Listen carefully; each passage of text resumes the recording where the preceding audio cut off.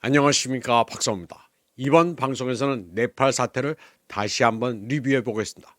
알고 보면 소름이 끼칩니다. 이란 프레스TV에 아주 명쾌한 기사가 있어 요점을 간추려 소개해 드리겠습니다. 서방 매체들은 이 격변을 카트만두의 Z세대가 관료부패, 실업, 국가의 소셜미디어 검열 등에 대한 분노로 인해 자발적으로 일으킨 혁명적 열정으로 묘사했습니다. 그러나 사실은 딴판입니다. 모두 본질을 감추고 있습니다. 프레스TV는 혼란이 오랫동안 조성되었으며 외국 세력의 도움을 받았다는 확실한 증거가 있다고 말했습니다. 그리고 G세대 시위는 지역 청년 활동과 그룹이 모여 구성됐고 지도자가 없는 자발적인 시위라고 하지만 하미 네팔이라는 그룹이 선두에 있었다고 시작했습니다. 네팔의 영자지 네팔리 타임즈는 지금까지 알려지지 않은 NGO가 인스타그램과 디스코드 플랫폼을 이용해 시위 정보를 유포하고 지침을 공유하며 시위를 안내하는 데 중심적인 역할을 했다고 보도했습니다. 하미 네팔이라는 NGO는 원래 네팔 지진 피해자를 돕고 네팔 지역사회에 식량, 의료 지원을 한다는 명목으로 설립된 단체입니다. 이 단체는 2015년 지진 이후 설립돼 2020년 코로나19 팬데믹 기간 동안 정식으로 등록됐습니다. 하미 네팔은 2015년 지진으로 아들을 잃은 36세 운동가 수단 구룽이 이끌고 있습니다. 이후 하미 네팔은 9월 10일 디스코드를 통한 온라인 투표라는 매우 독특하고 전례 없는 방법을 통해 카트만두의 임시총리 수실라 카르키의 선거를 감독했습니다. 재난구호 NGO가 무슨 자격으로 임시총리 선거 감독을 하는지 웃기는 일입니다. 하미 네팔의 채팅방은 14만 5천 명의 회원을 보유한 것으로 알려졌는데 이 채팅방 회원들이 임시총리를 뽑은 것입니다. 그런데 최종적으로 수실라 카르키에게 몇 표가 갔는지도 모릅니다. 카르키는 선거가 치러질 때까지 6개월만 임시총리를 하겠다고 다짐했습니다. 그런데 그녀도 인상적인 혁명 경력을 가지고 있습니다. 1990년 네팔 절대 군주제를 전복시킨 인민운동에 참여해 투옥되기도 했습니다. 내년 3월 누가 어떤 방식으로 카르키를 대신해 집권할지는 불확실합니다. 그럼에도 불구하고 정치적 활동에 역사도 없고 이전에는 잘 알려지지 않았던 NGO 하미 네팔이 3천만 인구의 네팔 정부를 축출하고 단 며칠 만에 새 지도자를 세운 데 지대한 역할을 했다는 사실은 놀랍습니다. 이 조직의 활동은 자선적인 것처럼 보이지만 이를 지원하는 브랜드 명단에는 당혹스러울 정도로 우려스러운 항목이 몇 가지 포함되어 있습니다. 하미 네팔이 후원자들로부터 어떤 형태의 지원을 받았는지는 불투명하지만 그 내용은 광범위합니다. 카트만두의 고급 서구 브랜드 호텔, 의류, 신발 브랜드, 네팔 최대 민간 투자자인 대기업 쌍커, 메신저 앱 바이버, 코카콜라 등이 있습니다. 이 외에도 구르카 복지 트러스트도 있습니다. 구르카 복지 트러스트는 구르카족 참전 용사와 그들의 미망인 그리고 가족들에게 재정 지원을 제공하며 영국 외무부와 국방부의 지원을 받고 있습니다. 뿐만 아니라 자유 티벳을 위한 학생들도 명단에 올랐습니다. 이 NGO는 CIA의 위장단체인 NED로부터 자금을 지원받습니다.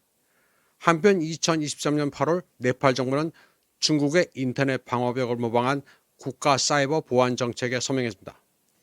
이 정책은 해외 인터넷 트래픽의 유입을 제한하는 동시에 국내 전자상거래 플랫폼, 소셜 네트워크와 기타 온라인 리소스의 확산을 허용합니다. 그런데 조지 소로스의 오픈 소사이티 재단의 지원을 받는 디지털 라이츠 네팔은 이러한 조치를 강력히 비난했습니다.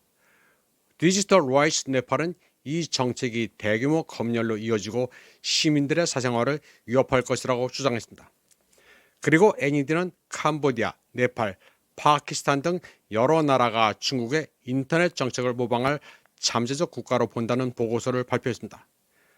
네팔 정부의 법안은 해외 소셜미디어 네트워크와 메시징 앱이 카트만두의 통신정보기술부에 공식적으로 등록하도록 요구했습니다.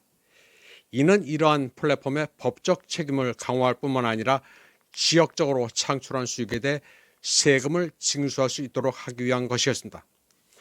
그런데 네팔 언론인 보호위원회는 이 법안이 잠재적인 콘텐츠 제한과 익명의 프로필 생성 금지로 인해 언론 자유에 심각한 위협을 가할 수 있다고 주장했습니다.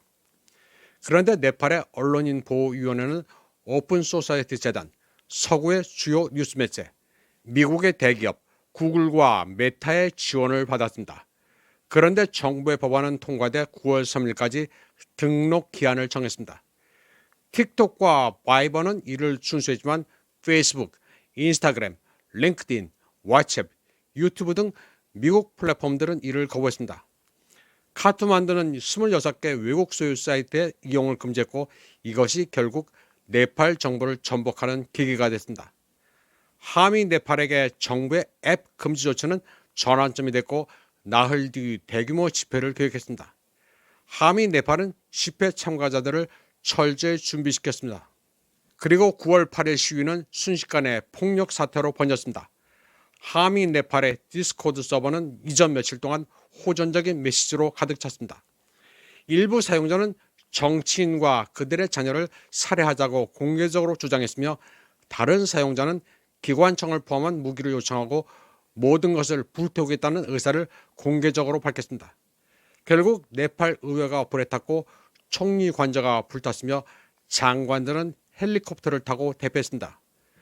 뉴욕타임즈의 9월 11일 보도에 따르면 주요 G세대 선동가들은 군 관계자들에게 수실라 카르키를 임시 지도자로 원한다고 말했는데 이는 며칠 전 디스코드 경쟁 투표를 통해 확정된 것으로 보입니다. 카트만두의 군부는 선거가 치러질 때까지 안전한 환경을 조성하겠다고 약속하며 사실상 폭력적인 쿠데타에 서명했습니다. 함이 네팔의 기부자 중 한 명인 무기상 디팍 바타가 웹사이트에 공개되지 않은 점도 의미심장할 수 있습니다. 그는 네팔군과 치안군에 무기를 조달해온 오랜 경력을 가지고 있으며 이러한 거래의 상당수를 둘러싼 부패 의혹이 제기되어 왔습니다. 예를 들어 2022년 7월 그는 이태리 회사로부터 지역 경찰을 위한 소형 무기를 실제 단가의 4배에 달하는 가격으로 공급했다는 혐의를 받았습니다. 바타와 군 간의 오랜 관계는 군과 시위 지도자들의 우호적인 접촉을 촉진했을 가능성이 큽니다. 바로 여기에 문제가 있습니다. 많은 네팔 시민들이 정부에 대한 환멸을 느끼고 변화를 추구했다는 것은 의심의 여지가 없습니다. 그러나 색깔혁명은 언제나 대중의 불만을 이용해 이전 정권보다 훨씬 더 나쁜 정부를 수립합니다.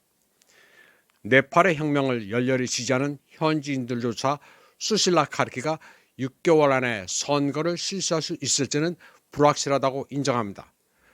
어떤 경우든 모든 기존 정당이 시위대의 총격을 받았고 누가 미래 투표에 나설 것인지도 여전히 미지수입니다.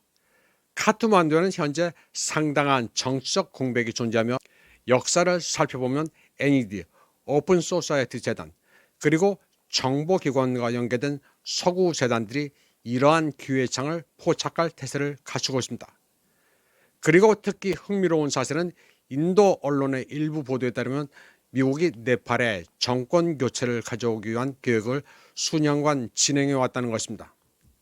인도의 썬데이 가디언이 입수한 USAID 내부 자료와 미국 민주주의 단체들이 발표한 자료에 따르면 미국은 2020년 이후 네팔에 9억 달러 이상의 지원을 약속했습니다. 이 자금의 상당 부분은 워싱턴에 본부를 둔 컨소시엄인 전국민주연구소, 국제공화당연구소, 국제선거제도재단을 통해 운영되는 프로그램에 투입됐습니다. 보고서에 따르면 9억 달러는 이 지역에서 미국 민주주의에 대한 가장 큰 투자 중 하나며 그 목표는 미국의 이익에 부합하는 정부를 갖는 것이었습니다. 이번 방송은 여기까지 하겠습니다.